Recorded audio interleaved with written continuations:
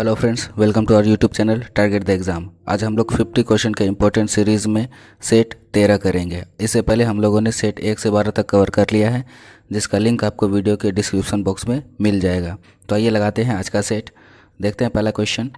भारतीय संविधान सभा की प्रांतीय संविधान समिति का अध्यक्ष कौन थे?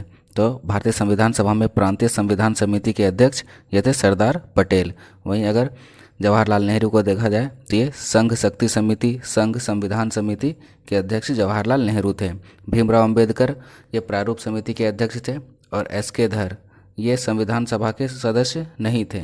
ये धर आयोग, जिसमें भाषा के आधार पर राज्यों का पुनर्गठन किया जाना था, उसके अध्यक्ष थे। आते हैं अगले क्वेश्चन पर। किस अधिनियम द्वारा बंगाल, उत्तर पश्चिम सीमा प्रांत और पंजाब में विधान परिषद का गठन हुआ? तो बंगाल, उत्तर पश्चिम सीमा प्रांत और पंजाब में विधान परिषदों का गठन यह 1861 के अधिनियम के द्वारा हुआ।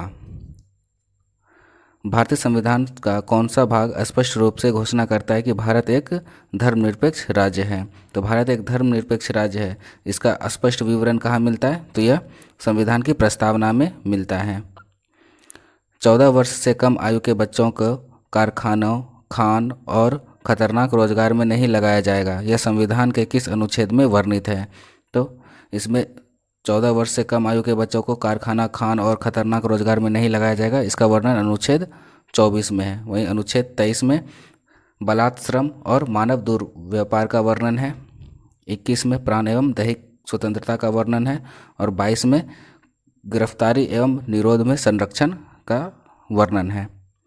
संविधान संशोधन द्वारा आपात के संदर्भ में आंतरिक अशांति शब्द के स्थान पर सशस्त्र विद्रोह रखा गया। तो किस संविधान संशोधन में आंतरिक अशांति के जगह पे सशस्त्र विद्रोह शब्द रखा गया? तो यह 44वां संविधान संशोधन, जो कि 1978 ईस्वी में हुआ था। संसद के संयुक्त अधिवेशन के बारे में क्या सही है? तो संसद का संयुक्त अधिवेशन यह अनुच्छेद 108 के तहत बुलाया जाता है, तो ये सही है। संयुक्त बैठक की कार्रवाई लोकसभा के प्रक्रिया के नियमों के अनुसार संचालित होती है, तो ये भी सही है। संयुक्त बैठक की कार्रवाई के लिए राष्ट्रपति अलग से नया नियम बनाता है, तो ये गलत है। जो लोकसभा का नियम होता है उसी से संयुक्त बैठक भी चलती है।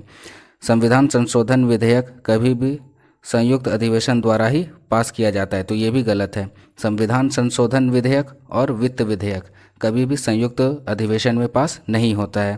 तो इसका आंसर क्या हो जाएगा? 1 और 2 दोनों सही। तो ऑप्शन सी 1 और 2 सही है। स्पीकर किस समिति का पदेन सभापति होता है? तो लोकसभा अध्यक्ष, जिसे स्पीकर कहा जाता है, वे नियम समिति के, कार्य मंत्रणा समिति के और सामान्य परियोजना समिति के अध्यक्ष होते हैं। तो लोक लेखा समिति के अध्यक्ष नहीं होते। लोक लेखा समिति के अध्यक्ष विपक्ष का नेता होता है। तो इसका आंसर क्या हो जाएगा? ऑप्शन सी 1, 2 और 3। लेज़र का पूर्ण रूप है, तो लेज़र का पूर्ण रूप क्या है? Light amplification by stimulated emission. ये ऑप्शन ए हो जाएगा। इसी में रेडिएशन ऐड होना था, ठीक है। Light amplification by stimulated emission radiation. आते हैं अगले क्वेश्चन पर। इंडियन सिक्योरिटी प्रेस कहाँ स्थित है? तो इंडियन सिक्योरिटी प्रेस यह नासिक में स्थित है। द्रव्यमान ऊर्जा संबंध किसका निष्कर्ष है? तो द्रव्यमान ऊर्जा संबंध यह सापेक्षता का सिद्धांत से संबंधित है। इसमें क्या है? इसमें इक्वेशन है E = mc²।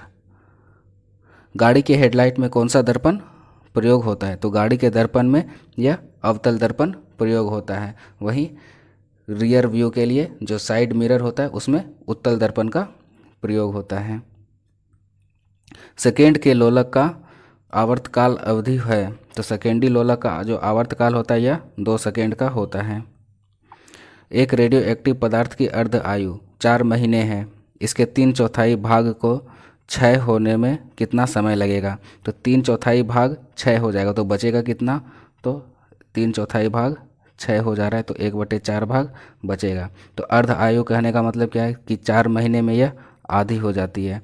तो यह कितने महीने में 1/4 हो जाएगी? तो यह 8 महीने में 1/4 बच जाएगी। तो इसका आंसर हो जाएगा 8 महीने। MnO2 में Mn की ऑक्सीकरण संख्या कितनी है? तो हम जानते हैं कि ऑक्सीजन की ऑक्सीकरण संख्या कितनी होती है, -2 होती है। और यहाँ पे कितने ऑक्सीजन है? तो 2 ऑक्सीजन है, तो यहाँ पे -4 हो गया। तो वहीं मैग्नीज का देखते हैं, तो कोई भी यौगिक जो है इलेक्ट्रिकली न्यूट्रल होता है। तो जब ऑक्सीजन के लिए -4 आ गया तो मैग्नीज के लिए क्या हो जाएगा? 4 हो जाएगा। तो आंसर हो गया सी। शुष्क बर्फ होता है, तो शुष्क बर्फ किसे कहते हैं? तो ठोस कार्बन डाइऑक्साइड को शुष्क बर्फ कहा जाता है। डायनामाइट मुख्य रूप से होता है, तो डायनामाइट में मुख्य रूप से प्रयोग किया जाता है नाइट्रोग्लिसरीन। और डायनामाइट का आविष्कार किसने किया था? तो अल्फ्रेड नोबेल ने 1867 ईस्वी में। शक्कर के किण्वन से क्या बनता है? तो शक्कर के किण्वन से ये एथिलीन बनता है। कोशिका की आत्महत्या की थैली किसे कहा जाता है? तो कोशिका की आत्महत्या की थैली ये लाइसोसोम को कहा जाता है। वहीं माइटोकॉन्ड्रिया को power house of the cell कहा जाता है। गोल्जी काय को यातायात प्रबंधक कहा जाता है। और राइबोसोम को प्रोटीन की फैक्ट्री कहा जाता है। निम्न में से कौन विटामिन जल में घुलनशील होता है? तो जल में 2 घुलनशील विटामिन है, बी और सी। और वसा में घुलनशील विटामिन है ए, डी, ई, के। ट्रेकोमा में आँख का कौन सा भाग प्रभावित होता है? तो ट्रेकोमा में आँख का कॉर्निया वाला भाग प्रभावित होता है। और ट्रेकोमा किसके कारण होता है? तो जीवाणु। और वो कौन सा जीवाणु? क्लेमाइडिया ट्रेकोमेटिस जीवाणु के कारण ट्रेकोमा रोग होता है। इंसुलिन में निम्न में से कौन सी धातु मौजूद होती है? तो इंसुलिन में कौन सी धातु मौजूद होती है? तो ये जस्ता। इंसुलिन किसके द्वारा स्रावित होता है? तो ये अग्नाशय के द्वारा स्रावित होता है। निम्न में से कौन सुमेलित नहीं है? कौन सा सुमेलित नहीं है? तो थायमिन, जो कि विटामिन B1 होता है, उससे बेरी रोग, ये सही है। एस्कॉर्बिक एसिड विटामिन C, इससे के कमी से स्कर्वी रोग होता है, ये सही है। विटामिन के रक्त के जमने के लिए सहायक है, ये भी सही है। तो विटामिन ए की कमी से रतौंधी होती है। और वर्णांधता क्या है? वर्णांधता एक अनुवांशिक रोग है। तो इसका आंसर हो जाएगा ऑप्शन सी। भारत के किस राज्य की सीमाएं 3 देशों क्रमशः नेपाल, भूटान एवं चीन से मिलती है? तो भारत का कौन ऐसा राज्य है जिसकी सीमाएं 3 देशों से मिलती है? तो ये हो गया सिक्किम। इसका आंसर सी हो जाएगा, सिक्किम। कोडाईकनाल किस पहाड़ी पर स्थित है? तो कोडाईकनाल या पालिनी की पहाड़ी पर स्थित है।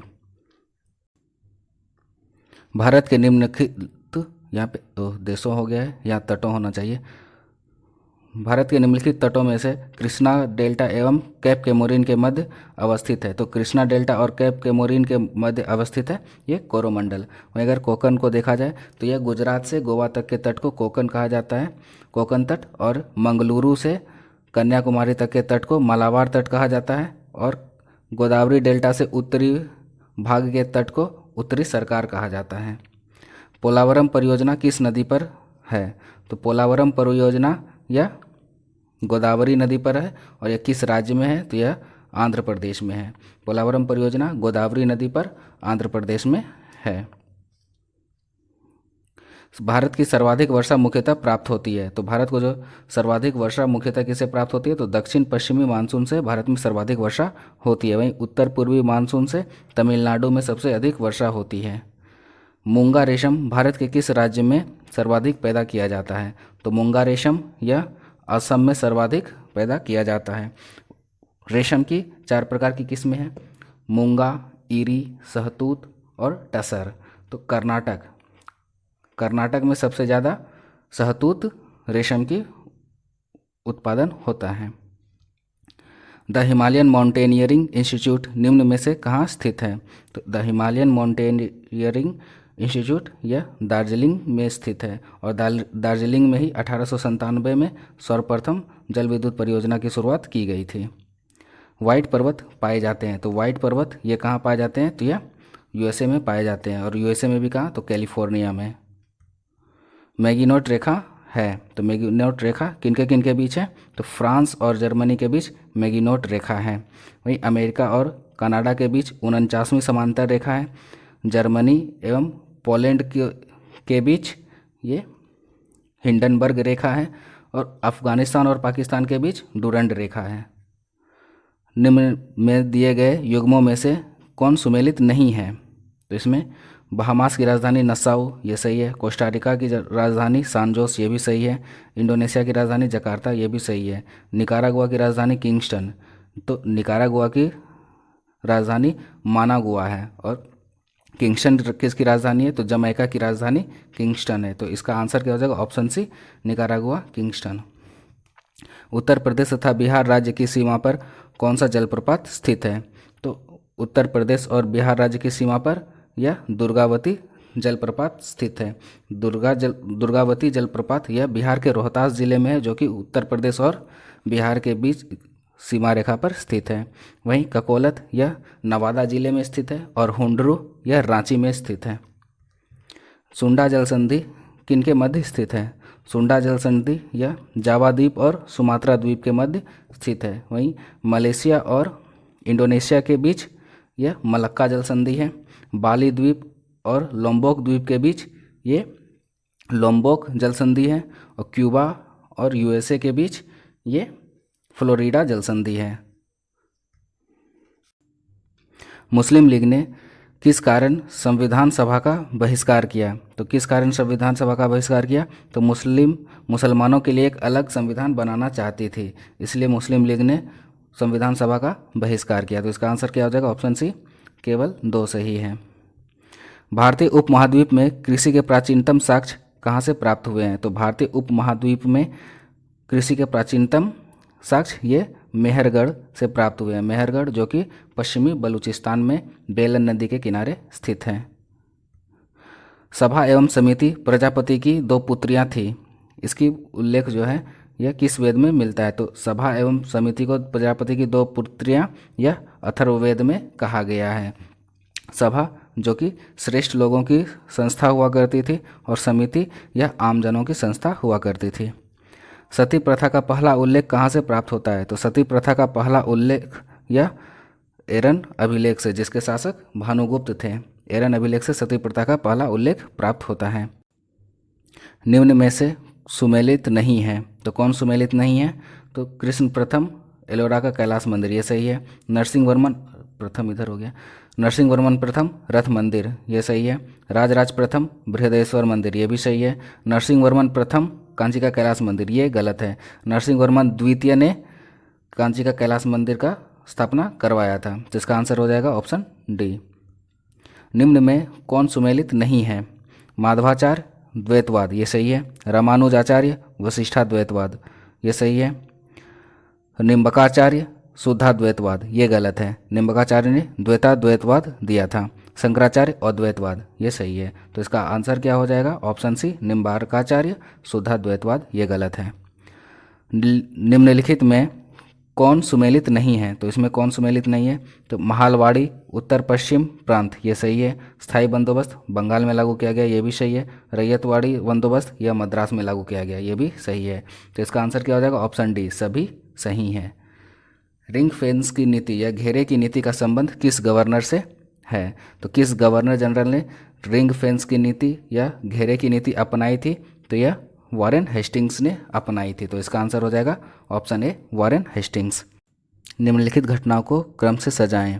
तो देखते हैं, असहयोग आंदोलन ये कब हुआ था? तो असहयोग आंदोलन 1920 में हुआ था। गांधीदास पैक्ट यह 1924 में हुआ था।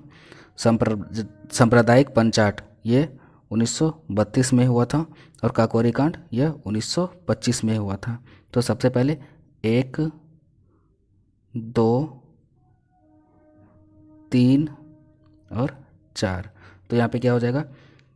असहयोग आंदोलन सबसे पहले 1, फिर गांधीदास पैक्ट 2, फिर काकोरी कांड 4 और फिर सांप्रदायिक पंचाट 3। तो इसका आंसर ऑप्शन बी हो जाएगा, 1, 2, 4, 3। किस क्षेत्र को जीतने के लिए शेरशाह सूरी ने कहा था कि मुट्ठी भर बाजरे के लिए मैं अपनी दिल्ली सल्तनत खो देता? तो शेरशाह सूरी ने यह कथन मारवाड़ को जीतने के क्रम में कहा था।